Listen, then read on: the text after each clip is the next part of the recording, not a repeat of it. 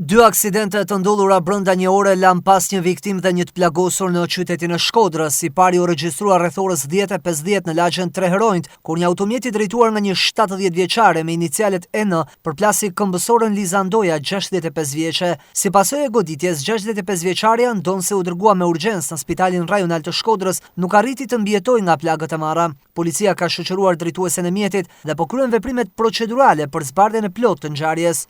Pa u mbyllur mirë ende bilanci këtij aksidenti, rreth orës 11:30 u shënua një i dytë në rrugën Jusuf Sokoli.